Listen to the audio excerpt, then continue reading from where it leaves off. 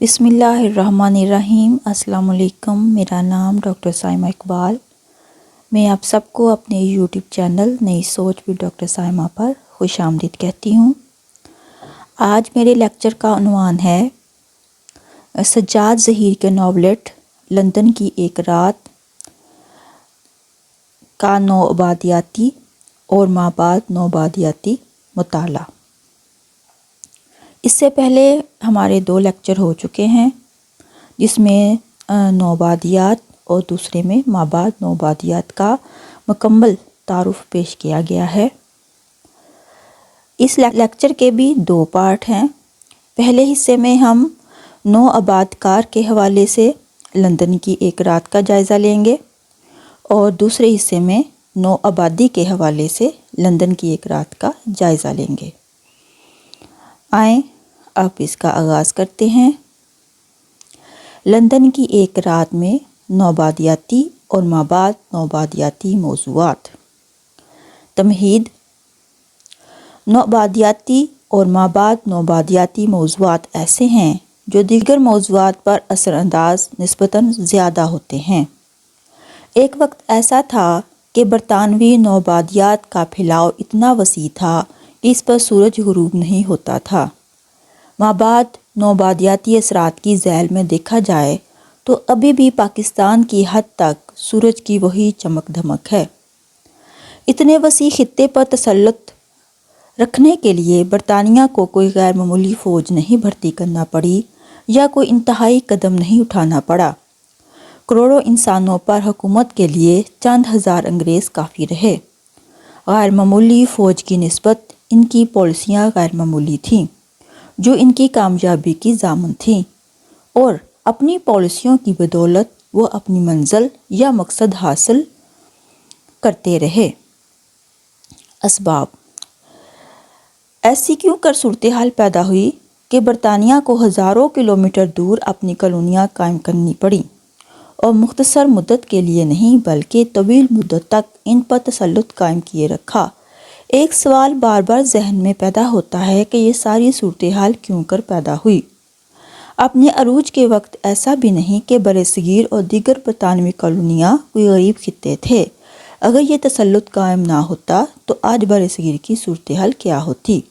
عہد میں برطانیہ کو مرکزی اہمیت حاصل ہے، اور دنیا بھر کی پالیسیاں اور دنیا بھر کی دولت کا مرکز لندن ہے، اور دنیا میں تمام ممالک کا صرف ایک دارالحکومت ہے، وہ لندن ہے۔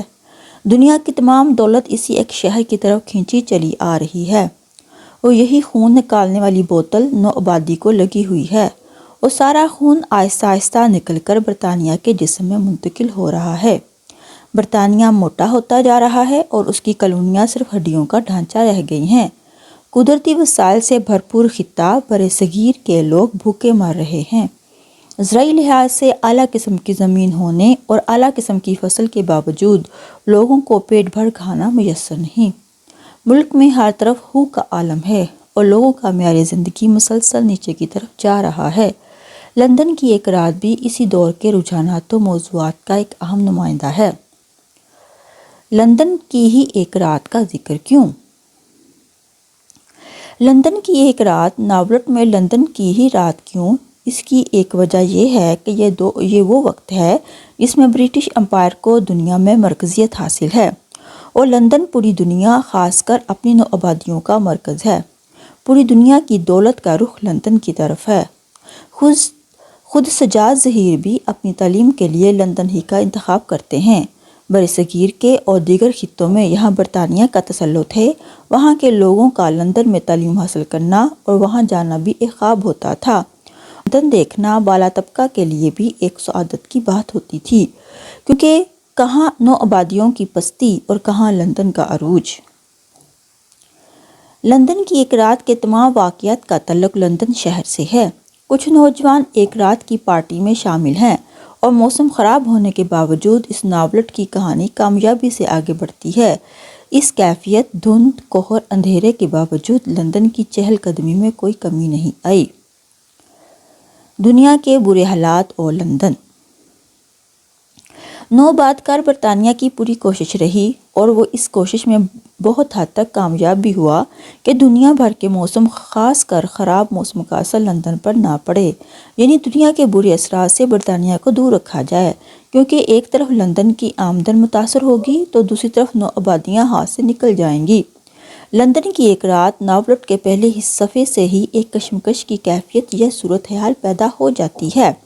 روشنی اور اندھیرے کے درمیان لندن کے موسمی تناظر میں ناولٹ کا ایک جملہ دیکھیں۔ اندھیرے اور روشنی میں معلوم ہوتا ہے لڑائی ہو رہی ہے، کبھی سورج کی کرنیں نکل آتی ہیں اور کبھی بادل ان کو دبا لیتے ہیں۔ رات میں چاند بادل دھند کی پوری کوشش کے باوجود کبھی کبھی کرنیں دیکھ رہا ہے۔ لندن کی اس موسمی کیفیت کو اس دور کے تناظر میں دیکھیں تو نوآبادیوں میں شعور کی ایک روح پیدا ہو چکی ہے اور انہیں غلامی کا احساس ہو چکا ہے، اور وہ کوشش بھی کر رہے ہیں کہ اس غلامی کے طوق سے نجات حاصل کی جائے۔ حالات اب بدل چکے ہیں، نوآبادی برصغیر میں بھی احساس غلامی جاگ اٹھا ہے اور وہ اب مزید غلامی کی زندگی نہیں بسر کرنا چاہتے۔ کوہرا چند منٹ کے لیے کم ہو گیا تھا، جس کی وجہ سے بجلی کی روشنیاں چمک اٹھی تھیں۔ یہ ایک ایسا دور ہے جس میں دنیا بھر میں پھیلی نوآبادیوں کے فیصلے لندن میں ہوتے ہیں، بالفاظ دیگر ان کی تقدیر کے فیصلے یہاں لندن سے صادر ہوتے ہیں۔ لندن گویا شطرنج کی بساط ہے جس پر دیسی مہرے اپنی اپنی چال چل رہے ہیں۔ میرے خیال میں شطرنج کی بازی یا بساط کی حد تک تو بات ٹھیک ہے، مگر دیسی مہرے چال چل نہیں رہے بلکہ وہ محض کٹ پتلی کے طور پر سامنے ہیں۔ ان مہروں سے نوآباد کار نے ایسی حکمت عملی تیار کی ہے کہ ان چند مہروں سے کروڑوں لوگوں کو یرغمال بنایا جا سکے، اور یہ مہرے راجے، نواب، جاگیردار، گھوڑی پال اور دیگر عہدیدار ہیں۔ ان کے ذریعے نوآباد کار کو آسانی ہوگی کہ وہ نوآبادی کا اچھی طرح سے خون نچوڑ سکیں۔ شیلا گرین اور عارف کے درمیان ہونے والی بات چیت میں بھی شیلا گرین کنائے میں بہت اہم بات کر جاتی ہے۔ ظاہری طور پر وہ موسم سے مخاطب ہے اور خاص کر انگریزی موسم سے، مگر درپردہ ایک اور کہانی ہے جو اصل اہمیت کی حامل ہے۔ لیکن آپ لوگ برصغیر جو مشرقی دھوپ کے عادی ہیں ضرور ہماری تاریک انگریزی موسم کو گالیاں دیتے ہوں گے۔ واقعی یہ بات شیلا گرین کی درست ہے کہ آزاد مشرقی اقوام کے لیے تو انگریز قوم ایک تاریک موسم بن کر نازل ہوئی ہے۔ روشن اور اچھے خاصے ترقی کرتے معاشرہ اور اقوام کو تاریکی کی دلدل میں دھکیل دیا اور جس میں آج تک الجھے ہوئے ہیں۔ یہ غلامی اور آزادی کی کشمکش جاری ہے۔ ایک طرف چاند، سورج اور بجلی کی روشنی ہے جو بار بار چمکنے کی کوشش کر رہی ہے اور دنیا کو اپنی روشنی سے منور کرنا چاہتی ہے، مگر دوسری طرف اسے روکنے والی چیزیں دھند، کوہرا، بادل ہیں، مگر یہ کوئی مستقل چیزیں نہیں جو روشنی کو زیادہ وقت کے لیے روک سکیں۔ اسی روشنی کو اخبارات بھی اپنے طور طریقوں سے روکنے کی کوشش کرتے ہیں۔ اخبارات کا کردار۔ اخبارات زمین سے پھوٹنے والی روشنی کی کرنوں کو دبانے کی پوری کوشش کرتے رہتے ہیں، اور اگر کوئی نکلنے لگتی ہے تو اسے مضر صحت قرار دیا جاتا ہے اور اسے غلط رنگ دے کر دفنانے کی کوشش کرتے رہے ہیں۔ ان کے حقوق کی آواز کو اخبارات غلط رنگ دیتے رہے ہیں کہ یہ ماسکو کا کیا دھرا ہے، اشتراکیوں کے ایمان پر ایسا کرتے ہیں، وغیرہ وغیرہ، مگر اخبارات نے کبھی مزدوروں کی آواز کو احباب اقتدار تک پہنچانے کی کوشش نہیں کی۔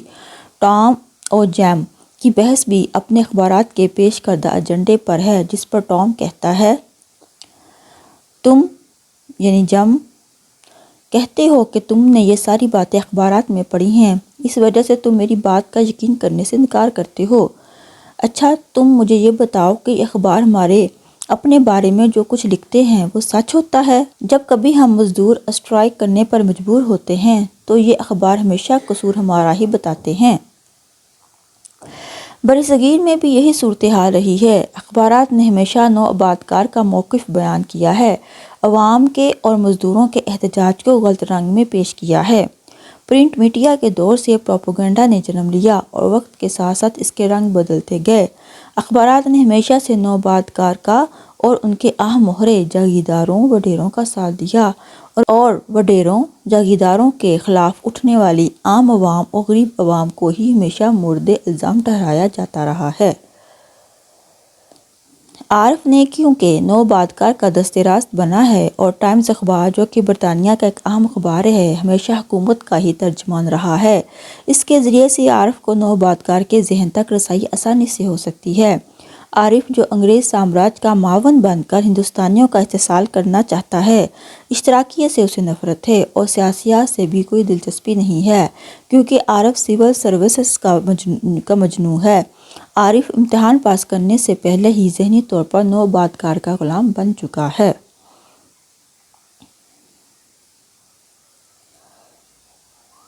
خوف، دہشت اور منافرت۔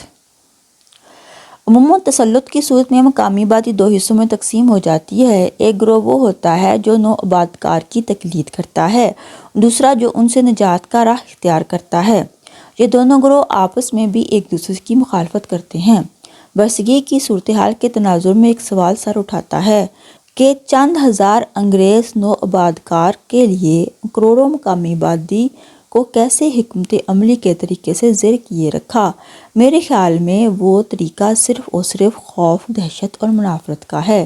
یہی وہ طریقہ تھا جس نے نو آبادی کی جرأت نہیں ہوئی کہ وہ اٹھنے کی ہمت کر سکیں۔ انگریزوں نے کبھی بھی نرم دلی کا مظاہرہ نہیں کیا، انہوں نے ہمیشہ گولی چلانے سے اجتناب نہیں کیا۔ لندن کی ایک رات میں مختلف ایسے واقعات کی نشاندہی کی گئی ہے جن سے یہی بات واضح ہو جاتی ہے کہ خوف اور دہشت تسلط قائم رکھنے کے لیے بے حد ضروری ہے، اور اس منصوبہ بندی میں وہ بہت حد تک کامیاب رہے۔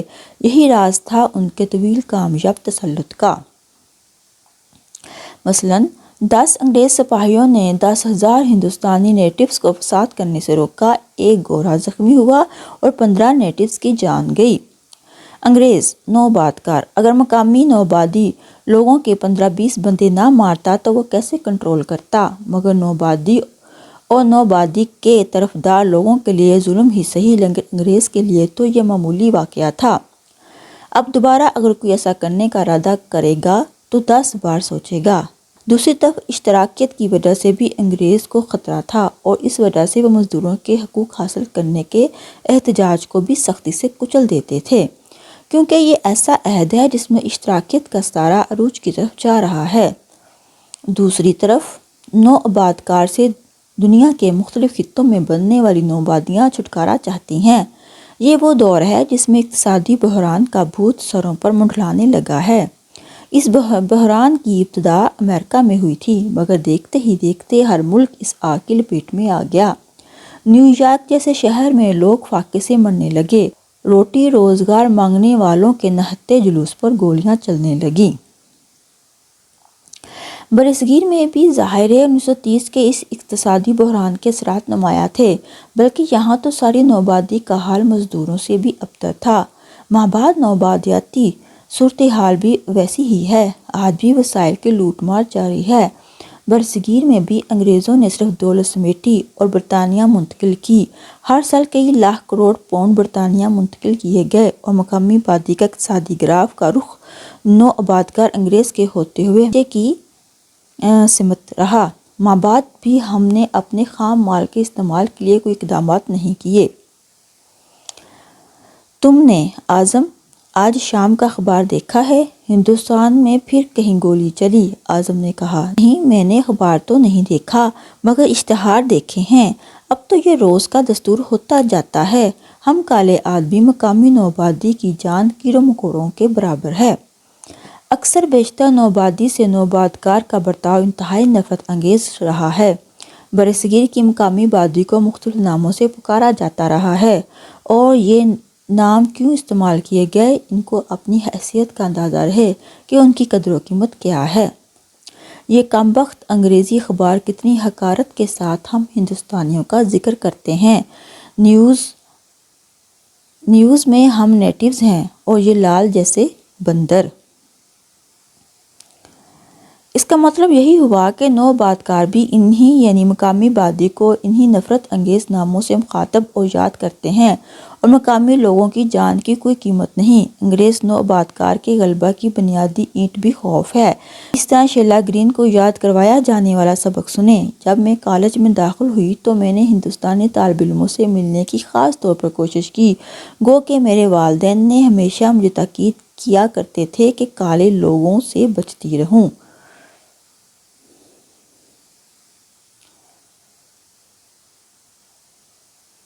یہ معاملہ صرف شیلا گرین کے ساتھ ہی نہیں بلکہ تمام گوروں کے ساتھ یہی معاملہ ہے کہ انہیں بتایا جاتا ہے کہ خاص طور پر بچپن سے ہی ان کے دماغ میں یہ بات ڈالنے کی کوشش کی جاتی ہے کہ مقامی آبادی نوآبادی سے مناسب فاصلہ رکھیں۔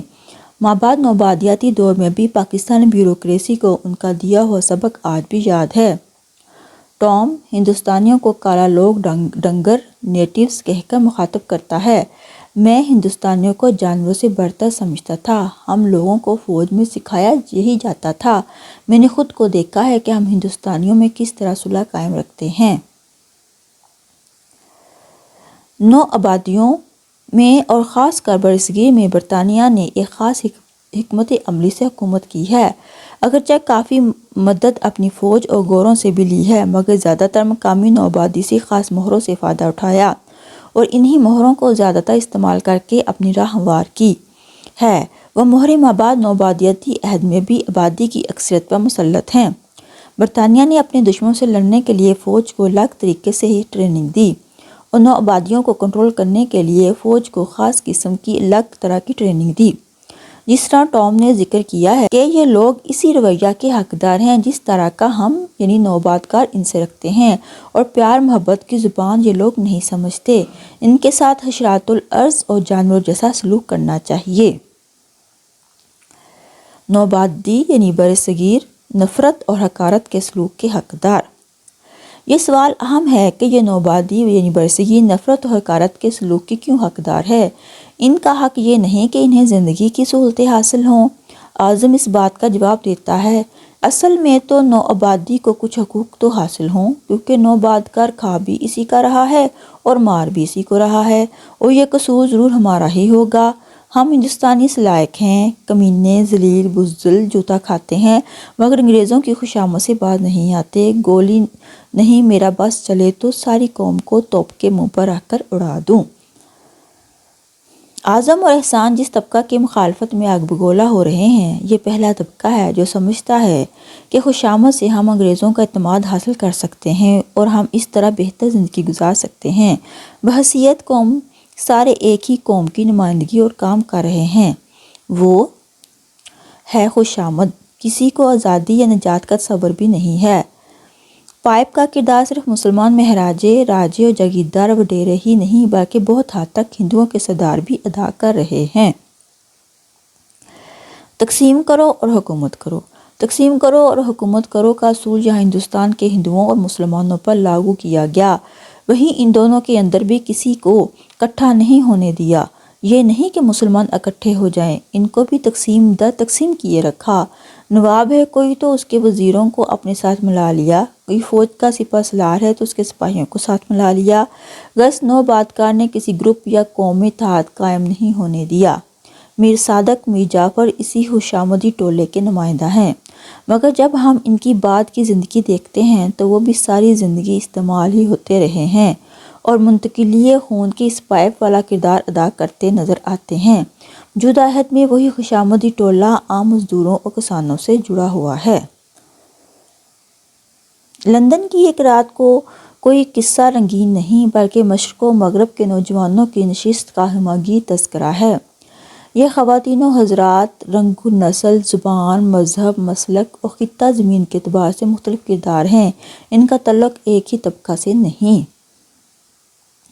اگرچہ برصغیر میں مسلمان بھی بحیثیت نوآبادکار وارد ہوئے تھے، خواہ طریقہ کار، نوعیت و مقاصد مختلف ہی تھے مگر مسلمانوں اور ہندوؤں کے تعلقات خاصے بہتر رہے ہیں۔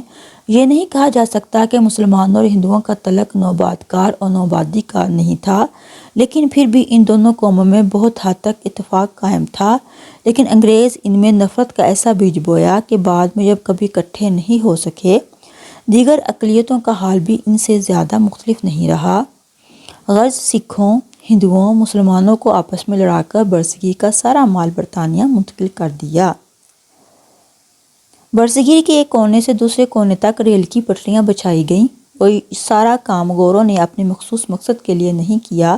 سفر کے لیے کیا کسی حد تک ریل بطور سواری استعمال ہوتی رہی، مگر زیادہ تر خام مال برصغیر سے برطانیہ منتقل کرنے کے لیے ریل کے ذریعے ہی اکٹھا کیا جاتا رہا، اور فصلیں اچھی ہونے کے باوجود یہاں کی مقامی آبادی بھوک سے مرتی رہی۔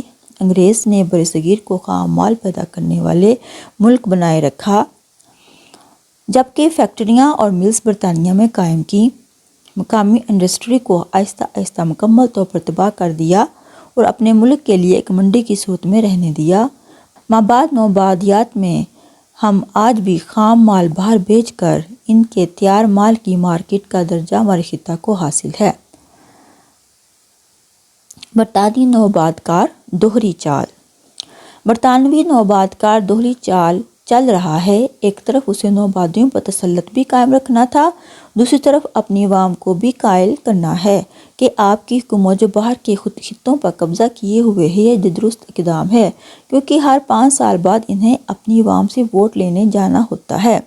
اپنی عوام میں رائے عامہ کو اپنے حق میں کرنے کے لیے وہ اخبارات کا سہارا لیتے ہیں اور مختلف پروپیگنڈے تراشتے رہے کہ اس وجہ سے ہم نے قبضہ کیا ہے، ورنہ صورتحال کی مناسبت سے اگر ہم یہ نہ قدم اٹھاتے تو خانہ جنگی ہو جاتی۔ یہ ظاہری منطق گھڑ کے اپنی عوام کے سامنے رکھی جاتی ہے۔ آج دنیا بھر میں اور برصغیر کے لوگوں پر بھی اس تصویر کا دوسرا رخ عیاں ہو چکا ہے کہ برطانیہ نے برصغیر کو نوآبادی کیوں بنایا اور امن و امان کتنا قائم کیا اور ترقی کتنی ہوتی ہے۔ اس دور میں محض لوٹ کھسوٹ اور نفرت کے بیج بونے کے اور کوئی کام نوآبادی کے لیے انگریز نے نہیں کیا۔ برصغیر جیسے امیر خطے کو تنزلی کی پستیوں میں دھکیل کر مال جمع کیا اور برطانیہ منتقل کیا۔ انگریز کا یہ مشن انتہائی کامیاب رہا اور نوآبادی میں نفرت پہلے سے بھی بڑھی۔ یہ طبقہ مختصر ہے۔ برطانوی حکومت نے اخبارات کا سہارا لے کر اور دنیا میں کانفرنس کر کے ایک بڑے طبقے کو ہم خیال بنا لیا ہے کہ حکومت کا کالونیاں بنانے کا عمل درست ہے، اور اس بیانیہ کو دنیا میں برطانوی حکومت مقبول کرانے میں کامیاب رہی ہے۔ مابعد نوآبادیاتی عہد میں کسی ملک کے خلاف جنگ کے راستے کو ہموار کرنے کے لیے بھی اسی طرح کے ڈرامے ہوتے رہتے ہیں۔ برصغیر میں بھی وزیر، مشیر، سیکرٹری مسلم لیگ کانگریس کے دیگر نمائندے بھی یہی راگ الاپتے رہتے ہیں کہ ہم تو اپنی عوام کی خدمت کر رہے ہیں۔ سجاد ظہیر خود تخلیق کے بجائے میدان میں اتر کر عملی طور پر اشتراکیت کی تبلیغ کرتے نظر آتے ہیں اور نوآبادی میں آزادی کا شعور جگاتے ہیں اور مزدوروں کو اپنے حقوق کا درس دیتے ہیں۔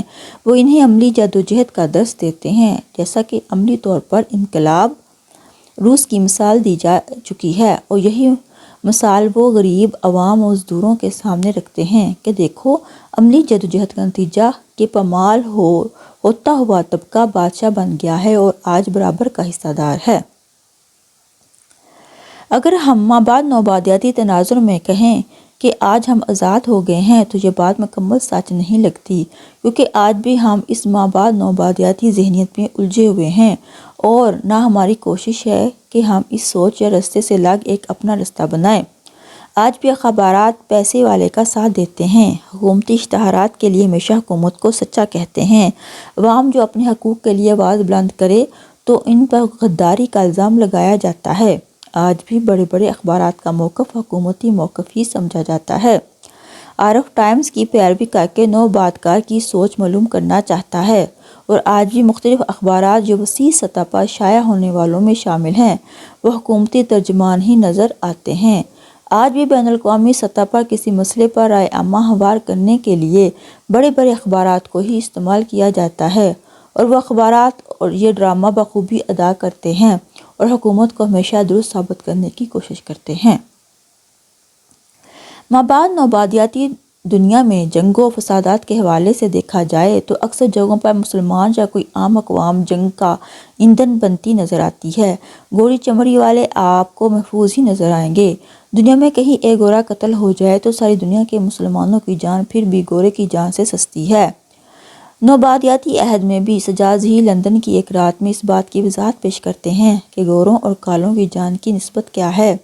آج پاکستان میں برطانوی امریکی گوروں کے ساتھ کوئی مسئلہ بن جائے تو ہماری حکومت بے بس ہو جاتی ہے، اور خواہ گورا غلط ہی کیوں نہ ہو لیکن ہماری حکومت اپنوں کو ہی غلط کہے گی اور کسی گورے کے لیے کوئی سزا نہیں۔ ہندوؤں اور مسلمانوں کا کٹ برصغیر میں کئی سو سال پہلے ہوا تھا۔ اگرچہ مسلمانوں کی حیثیت بھی نوآبادکار کی تھی اور رہی ہے، مگر مسلمان نوآبادکار نے اپنی حکومت یا تسلط کی بنیاد نوآبادی میں تفریق اور ایک دوسرے سے نفرت پر نہیں رکھی تھی۔ مسلمانوں کی بادشاہت میں کافی تعداد میں ہندوؤں اور سکھوں کو سرکاری عہدے دیے گئے تھے۔ نفرت کسی مذہب کے ماننے والے کو دوسروں سے نہیں تھی، اگرچہ ایک عرصہ تک ان کا آپس میں جھگڑا رہا اور عہدوں کے حصول کے لیے جنگیں بھی ہوتی رہیں، مگر طریقہ کار مسلمانوں کا حکومت کرنے کا بالکل مختلف تھا۔ انگریز نوآبادکار برطانیہ نے پروپیگنڈا کا خوب سہارا لیا اور مابعد نوآبادیاتی عہد میں حالات اس طرح کے ہی نظر آتے ہیں۔ میڈیا کے زور پر کسی بھی ملک پر الزام دھر دیا جاتا ہے اور وہاں انتشار کو ہوا دے کر اپنے مقاصد کے لیے ماحول سازگار بنایا جاتا ہے۔ مذہبی اور مسلکی منافرت۔ طریقہ یہ رہا کہ جھوٹ کو اتنی بار بولو اور اس شد و مت سے بولو کہ اس پر سچ کا گمان ہونے لگے۔ یہی طریقہ برطانوی حکومت نے اپنایا۔ برصغیر نوآبادی میں مذہبی منافرت پھیلانے میں برطانیہ نے اہم کردار ادا کیا اور اس منافرت کے اثرات آج تک چلے آ رہے ہیں۔ یہی نہیں بلکہ مسلمانوں کے اندر مسلکی منافرت کو بھی نوآبادکار نے خوب ہوا دی تاکہ کوئی گروہ اکٹھا نہ ہو۔ یہ حکمت عملی نوآبادکار کی بہت کامیاب رہی اور یہ بیج پہلے تو ننھا پودا تھا مگر بعد میں بڑا درخت بن گیا اور اس بیج اور پتے پوری نوآبادی میں دنیا میں پھیل گئے، جن کو آج بھی ختم کرنا بہت مشکل ہے۔ یہی مناظر مابعد ہماری آنکھوں کے سامنے ہے۔ مذہب کے نام پہ ہم منتشر ہیں۔ مذہبی نفرت کے بیانیہ سے نوآبادکار کو دو فائدے حاصل ہوئے۔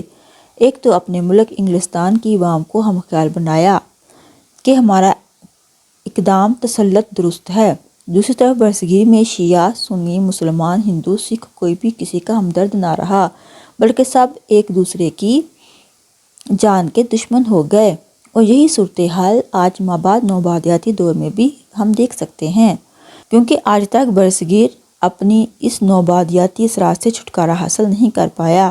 ہم آج بھی انہی معاملات میں الجھے ہوئے ہیں جو نوآبادیاتی عہد میں درپیش تھے۔ پاکستان خاص کر ذہنی لحاظ سے بالکل آزاد نہیں ہوا۔ آج بھی پاکستان میں ہر کام کے لیے آپ کو برطانیہ کی مثال دی جاتی ہے۔ تعلیمی پالیسی سمیت تمام پالیسیاں انہی کی تقلید میں بنائی جاتی ہیں اور وہی ہمارے لیے ماڈل ہیں۔ ہمارے حکمران ان کی مثالیں دیتے پھولے نہیں سماتے۔ تم کہتے ہو کہ ہندوستان میں ہماری وجہ سے اس ٹائم ہے۔ یہ بات روز روشن کی طرح عیاں ہے اور اب واضح ہو چکی ہے کہ برطانیہ کا برصغیر کو نوآبادی بنانے کا صرف اور صرف ایک ہی مقصد تھا اور وہ معاشی تھا۔ آج برطانیہ مہذب دنیا کا سردار ہے۔ برصغیر سمیت تمام نوآبادیوں کو خوب لوٹا اور نوآبادیوں میں بھوک، ننگ، نفرت، دشمنی کے علاوہ کچھ نہیں چھوڑا۔ برطانیہ ترقی کی منزلیں طے کرتا ہوا چاند تک پہنچ گیا اور نوآبادی برصغیر پستی کی آخری حد تک پہنچ گئی۔ عوام کی اکثریت غریب سے غریب تر ہوتی گئی۔ مابعد نوآبادیاتی تناظر میں جب ہم دیکھتے ہیں تو نوآبادکاروں کا طریقہ واردات بدلا ہوا نظر آتا ہے، مگر ان نئے طریقوں سے وہ معاشی مقصد بخوبی حاصل کر رہے ہیں۔ برطانوی گورے پاکستان کے مختلف اداروں اور شعبوں میں اہم عہدوں پر کام کر رہے ہیں۔ تعلیمی پالیسیاں وہی ترتیب دے رہے ہیں، اسی کے نتیجے میں یہاں صرف کلرک پیدا ہو رہے ہیں۔ ہمارے حکمران ملک کے بڑے جاگیردار ہیں جن کو انگریزوں نے زمینیں عطا کی تھیں۔ آج بھی ان کا مائی باپ برطانیہ ہی ہے اور برطانوی آشیرواد کے بغیر وہ چل نہیں سکتے۔ عام عوام، مزدور اور ملک کی صنعتوں اور زرعی شعبوں کی حالت پہلے سے خراب ہے اور پاکستان آج بھی کپاس پہ تمام خام مال برطانیہ کو سستے داموں فروخت کرتا ہے اور استعمال کرنے کے حوالے سے آج بھی انہی کی منڈی ہے۔ جیسا کہ ہر دور میں ہم نے طاقتور کو آقا رکھا ہے، آج امریکہ کو ہم نے خدا تسلیم کر لیا ہے، اگرچہ برطانیہ اور امریکہ کے مفادات ایک ہی ہیں۔ تاریخی واقعات کا بیان۔ لندن کی ایک رات میں چند اہم تاریخی واقعات کا حوالہ قدرے مختصر اور دبے الفاظ میں بیان ہوا ہے۔ سجاد ذہنی نے ان واقعات کا منظر ایسے کھینچا ہے کہ پوری تصویر ابھر کر آنکھوں کے سامنے آ جاتی ہے اور قاری ان واقعات کا چشمدید گواہ بن جاتا ہے۔ وہ ظلم و تشدد کو دیکھ سکتا ہے، محسوس کر سکتا ہے۔ وہ اکیلا میدان میں کھڑا ہوا ہے اور سارا مجمع غائب ہو گیا ہے۔ سامنے گورے کھڑے ہیں اور چاروں طرف ادھر ادھر خون کے دھبے، گرم تازہ خون اور زخمی انسان اور مردے۔ کوئی منہ کے بل گرا ہے۔ درجہ پالا پیراگراف میں جلیانوالہ باغ کی تصویر کشی کی گئی ہے۔ 13 اپریل 1919 کو نوبادکار نے اپنا خوف اور دہشت برقرار رکھنے کے لیے پرامن احتجاجی مظاہرہ کرنے والوں اور اکثریت بیساکھی کا میلہ دیکھنے کے لیے امرتسر میں آنے والے لوگوں پر جنرل ڈائر نے گولی چلا دی، جس میں 380 کے لگ بھگ بے گناہ لوگ مارے گئے۔ اس واقعے سے کچھ دن پہلے امرتسر میں ایک ہنگامے کے دوران چند گورے مارے گئے تھے اور ایک عورت پر بھی حملہ ہوا تھا۔ 5 کی نسبت سے 20-15 کالے لوگ قتل ہوئے تو یہ تناسب ٹھیک ہے۔ برصغیر کے انگریزی نوآبادیاتی دور کا جائزہ لیتے ہوئے جو تصویر سامنے آتی ہے اس سے ظاہر ہوتا ہے کہ کمپنی سے لے کر تاج برطانیہ کے متحد ہونے تک اور تاج برطانیہ سے 1939 تک ہمیشہ گڑبڑ کسی نہ کسی صورت میں چلتی رہی ہے، اور یہ گڑبڑ پیدا کرنے میں نوبادکار پوری طرح شامل رہے ہیں، بلکہ اصل آگ لگانے والا بھی نوبادکار ہی تھا، کیونکہ فائدہ اس سے صرف نوبادکار کا تھا۔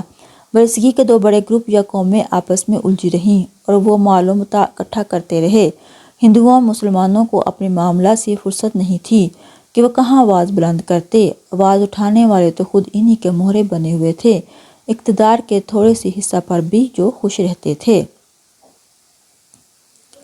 اگر اسی گڑبڑ کا مابعد نوآبادیاتی اثرات کے تناظر میں جائزہ لیا جائے تو یہ ساری صورتحال آج بھی ویسی ہی ہے۔ اب ہندوؤں کا ہندوستان اور مسلمانوں کا پاکستان بن گیا ہے۔ پہلے وہ عام دیسی ہتھیاروں سے لڑتے تھے اور ذرائع ابلاغ کم ہونے کی وجہ سے یہ لڑائی محدود سطح پر ہوتی تھی۔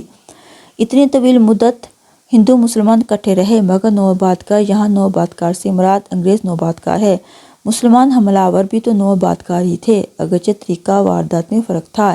ان کے دور میں ایسا کچھ نہیں تھا، مگر انگریزوں نے ایسی چالاکی سے ان میں نفرت کا بیج بویا کہ آج بھی ہم اس کو تن آور درخت کی شکل میں پاتے ہیں اور ثمرات سمیٹ رہے ہیں۔ مابعد نوآبادیاتی ہندوستان میں مسلمانوں کا جینا محال ہے، کبھی گائے کے نام پر تو کبھی اذان کی آواز پر۔ اس طرح سے اوپر کی سطح پر گجرات اور کشمیر میں انسانی حقوق کی پامالی دیکھ لیں۔ آج بھی کوئی تیسرا ہاتھ پاکستان ہندوستانیوں کو باہم ایک میز پر نہیں بیٹھنے دیتا، کیونکہ یہ دونوں ملک ان سے اسلحہ خریدتے ہیں اور ان کی آمدن کا ایک ذریعہ ہیں۔ اگر یہ گڑبڑ ختم ہو جائے تو ان سے کون اسلحہ خریدے گا؟ برطانوی دور میں گڑبڑ کی پالیسی کا عمل شروع ہوا، آج بھی اسی طرح سے ہماری آنکھوں کے سامنے سب کچھ ہو رہا ہے اور ہم سب کچھ جانتے ہوئے بھی بے بس ہیں۔ مڈل کلاس طبقہ سے تو آج بھی کم لوگ ہی شامل ہوتے ہیں، وہی مراد یافتہ جاگیردار وڈیرے ہی پارٹیوں کا حصہ بنتے ہیں، اور وہاں نعیم کے ہاں موجود تمام کرداروں کی طرح آج بھی یہ کردار محض باتوں میں وقت ضائع کرتے ہیں اور بے عمل لوگ ہیں۔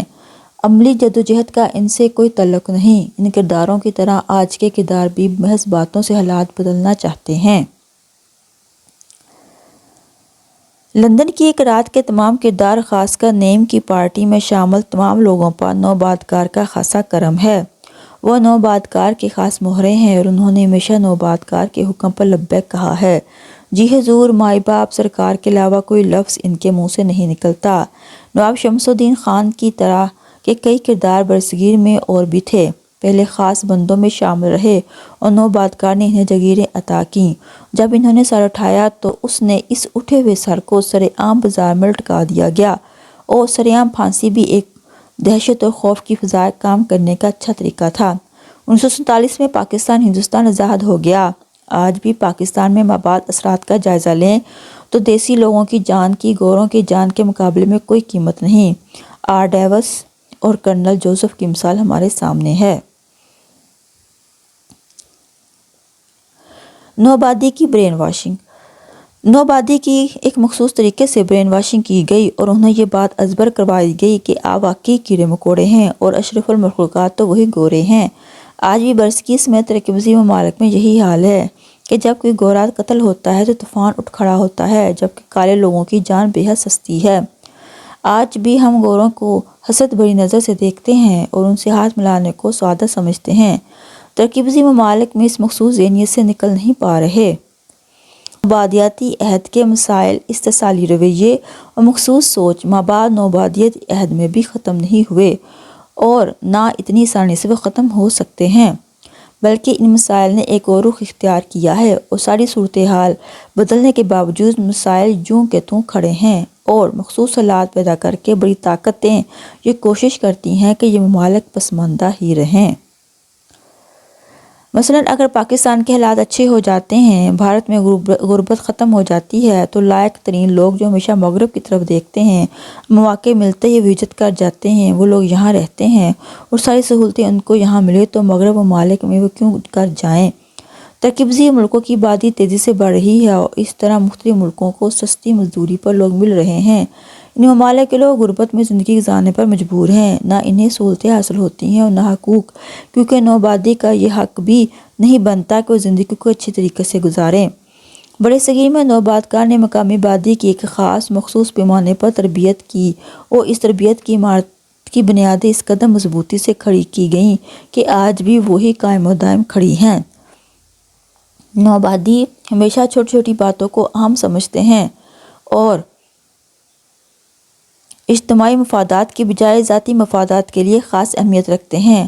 نوآبادی میں سے جو مراد یافتہ طبقہ ہوتا ہے، جو اشرافیہ کہلاتا ہے، ان کے لیے زندگی کا معیار ایک گورے کی زندگی ہوتی ہے۔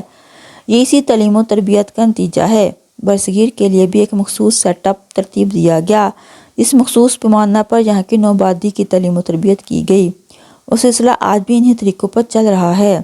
آج بھی مابعد کے اثرات جو تعلیم کے حوالے سے نوآبادکار کے تسلط کے بعد پیدا ہوئے، ان کو دیکھنا ہو تو دور کی بات پنجاب میں آج بھی تعلیمی نصاب اور پالیسیاں بنانے والے برطانوی ماہرین ہیں، جو پنجاب میں سلیبس کی تشکیل اور کیا پڑھانا ہے اور کیا نہیں وہی فیصلہ کرتے ہیں۔ وہ سلیبس ہمارے لیے مثالی قرار دیا جاتا ہے۔ برطانوی نوآبادکار اور مسلمان نوآبادکاروں میں فرق۔ برصغیر میں اگرچہ مسلمان حکمران بھی مقامی نہیں تھے، اکثریت بحیثیت نوآبادکار کی آئی تھی، مگر ان میں اور برطانوی نوآبادکار میں ایک واضح فرق تھا کہ مسلمان نوآبادکار نے یہاں کی دولت کو کہیں اور منتقل نہیں کیا، بلکہ یہاں سے حاصل ہونے والی دولت کو مقامی آبادی کی فلاح و بہبود کے لیے خرچ کیا۔ اکثر نوآبادکار واپس بھی نہیں گئے، چند ایک کے سوا، مگر وہ بھی بہت تھوڑی مدت یہاں رہے۔ برطانوی باقاعدہ ایک منصوبہ بندی سے یہاں آیا اور اس کے اپنے مخصوص مقاصد تھے، جن کے حصول کے لیے جو حکمت عملیاں ترتیب دی گئی ان میں سے ایک اہم تعلیم کا سلیبس یا طریقہ کار تھا۔ نالج از پاور کے تحت انہوں نے پہلے سے رائج مدارس اور اسکولوں کے نظام کو، جو بہت اچھے انداز میں چل رہا تھا، آہستہ آہستہ نئے غیر پیداواری نظام تعلیم سے بدل دیا۔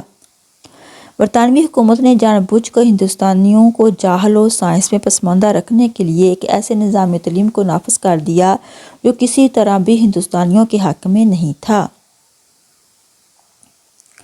انگریزی کو سرکاری زبان قرار دیے جانے سے پہلے ہندوستان میں بہت سے لوگ پڑھے لکھے تھے، مگر اس ایک حکم سے اکثریت ان پڑھ ہو گئی، کیونکہ سرمایہ کاری زبان انگریزی تھی۔ وہ فارسی عربی جانتے تھے۔ ان دیسی زبانوں کی اس نوآبادکار کی پالیسی میں کوئی جگہ نہیں تھی۔ ظاہر ہے پھر نوکریاں بھی پڑھے لکھے لوگوں کو ملنی تھیں جو انگریزی جانتا تھا، اور ایسے لوگ جو برصغیر کی مقامی آبادی میں بہت قلیل مقدار میں رہ گئے، بلکہ نہ ہونے کے برابر رہ گئے تھے۔ برطانیہ کا طویل عرصہ کے لیے برصغیر کو نوآبادی بنائے رکھنے کا خواب اس وقت ہی شرمندہ تعبیر ہو سکتا تھا جب برصغیر کے لوگوں کو ذہنی لحاظ سے قابو کیا جائے اور آنے والی نسل کی پرورش ان کے زاویوں پر ہو جو نوآبادکار کے لیے سود مند ثابت ہو سکیں۔ لندن کی ایک رات کے کردار اسی ذہنیت کی پیداوار ہیں جو وہ ذہن پیدا کرنا چاہتے تھے۔ مشرقی علوم اور زبانوں سے انگریز سرکار کو کیا حاصل ہوتا؟ کچھ بھی نہیں۔ ان زبانوں پر خرچ سے الٹا ان کے مفادات کو نقصان پہنچنے کا خطرہ قائم رہتا۔ مابعد تناظر میں اسی تعلیمی پالیسی کے اثرات سب سے زیادہ مرتب ہوئے۔ آج تک اس غیر پیداواری نظام تعلیم میں ہم الجھے ہوئے ہیں اور مستقبل قریب میں بھی اس سے نکلتے نظر نہیں آتے۔ مشرقی علوم پر مزید خرچ کرنا کار لا حاصل ہے اور اسے برصغیر کی عوام میں انگریز کے خلاف مزاحمت پیدا کرنے کا عنصر قرار دیا، کیونکہ وہ جانتے تھے کہ جب تک برصغیر کی عوام اپنے ماضی و مذہب سے وابستہ رہیں گے، انگریز اقتدار خطرے میں رہے گا۔ برصغیر میں تعلیمی صورتحال کا نقشہ۔ لندن کی ایک رات میں یہاں انگلستان میں موجود ہندوستانی طالب علموں کی زندگی کا عکس پیش کیا گیا ہے، وہیں برصغیر میں تعلیمی صورتحال کا نقشہ بھی ہمارے سامنے لایا گیا ہے۔ مراد یافتہ طبقہ یہاں کی تعلیم سے مطمئن نہیں، وہ اپنے بچوں کو لندن میں اعلیٰ تعلیم دلانے چاہتا ہے۔ وہ اپنے بچوں کو لندن میں اعلیٰ تعلیم دلانا چاہتے ہیں۔ ہر طالب علم موقع کی تلاش میں ہے کہ وہ لندن سے تعلیم حاصل کرے۔ اسی تعلیمی پالیسی کے مابعد نوآبادیاتی اثرات ہم آج بھی دیکھ رہے ہیں۔ اگرچہ بھارت بہت حد تک بڑی یونیورسٹیاں بنانے میں کامیاب ہوا ہے اور تعلیمی حالت بہتر ہو گئی ہے، مگر پاکستان میں ابھی بھی 19ویں صدی ہی چل رہی ہے اور ملکی پالیسی میں تعلیم کے لیے بہت کم بجٹ رکھا جاتا ہے، بلکہ نہ ہونے کے برابر ہوتا ہے۔ اور آج اگر کوئی انگلستان سے ڈگری لے کر آتا ہے تو اسے مقامی تعلیم یافتہ طالب علم پر ترجیح دی جاتی ہے۔ کمپنی کے دور سے لے کر تاج برطانیہ کے زیر آنے تک، پھر نام نہاد آزادی حاصل کرنے تک، قابل لوگوں کو اس خطہ میں کوئی جگہ نہیں رہی اور آگے بڑھنے والوں کو ہمیشہ راستے سے ہٹا دیا جاتا ہے۔ ہمیں اپنی بھرپور کوششیں اور صلاحیتیں اس بات کے لیے صرف کرنی چاہیے کہ ہم ہندوستان میں ایک ایسی کلاس کو پیدا کریں جو ہمارے اور ہمارے زیر نگیں کروڑوں ہندوستانیوں کے درمیان مترجم کی ذمہ داری نبھا سکیں۔ یہ کلاس ایسے افراد پر مشتمل ہوگی جو کہ رنگ اور جسمانی خدوخال ہندوستانی ہوں، لیکن مزاج، پسند ناپسند، نظریات، اخلاقیات اور عقل و دانش کے استعمال میں برطانوی باشندوں سے جیسے ہوں۔ نوآبادی و نوآبادکار کے درمیان ایک عام خلیج زبان کا مختلف ہونا ہے۔ جیسا کہ پہلے اس بات کا ذکر ہو چکا ہے کہ برصغیر کی مقامی زبان فارسی، عربی، اردو اور دیگر مقامی بولیوں کا انگریزی سے دور پار کا بھی تعلق نہیں تھا، اور نوآبادکار کو اپنی تسلط کی طوالت کے لیے زبان جاننا بے حد ضروری تھا۔ اگرچہ انگریزی اپنی حکمت عملی کے تحت مقامی لوگوں سے بہت کم براہ راست ملتے تھے، مگر پھر بھی ان کے مہرے بھی انگریزی میں ہی مہارت رکھتے تھے۔ انگریز قطعاً یہ نہیں چاہتے تھے کہ ایسی تعلیمی پالیسی اور نظام تعلیم یہاں برصغیر میں نافذ کیا جائے جن سے لوگوں کی زندگی بہتر ہو اور معاشرہ ترقی کرے، اور نہ وہ زبان کے ذریعے دنیا کی سوچ کا دروازہ اپنی نوآبادی پر کھولنا چاہتے تھے۔ انہوں نے اپنے مقاصد حاصل کرنے کے لیے خاص پالیسی بنائی جو وہی مترجم ہی رہیں۔ وہ عارف ان لوگوں کا جانشین ہونے والا تھا جن کو اس بات پر فخر تھا کہ انہیں اپنی مادری زبان اچھی طرح سے بولنی نہیں آتی، اور جو اپنے آپ کو انگریزوں سے بھی بڑھ کر پکا صاحب سمجھتے ہیں۔ انہی پکے صاحب لوگوں میں ایک مسلمان کلکٹر صاحب تھے جن کے بارے میں مشہور تھا کہ انہوں نے بقرعید کے دن اپنے مسلمان منشی سے پوچھا، "ول منشی، کیا آج تم لوگوں کا بڑا دن ہے؟" یہ اسی تعلیمی نظام کی پیداوار ہیں جو انگریز نے ایک خاص مقصد کے لیے نافذ کیا، اور اس نظام تعلیم سے دیسی لوگ نہ دیسی رہے اور نہ ولایتی۔ ان کے ذہن کی تشکیل اس طرح کی گئی کہ وہ ہمیشہ نوآبادی کے مقابلے میں نوآبادکار کے طرفدار رہیں۔ مابعد نوآبادیاتی تناظر میں اگر تعلیمی نظام کی موجودہ صورتحال کا جائزہ لیں تو آج بھی وہی طبقہ ہم پر مسلط ہے، اور وہی ہماری ملکی ترقی میں بہت بڑی رکاوٹ ہے، اور وہ نہیں چاہتے کہ ملک میں اصلاحات لائی جائیں اور ملک کو جدید خطوط پر استوار کیا جائے۔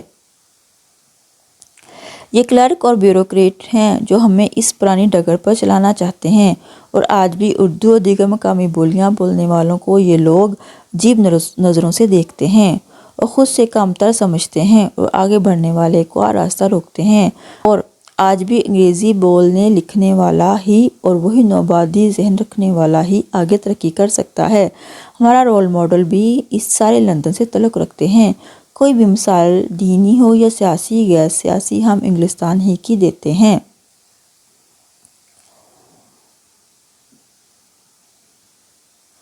انگریزی ذریعہ تعلیم ہے یا نہیں، یا پاکستان میں آج تک بحث چل رہی ہے۔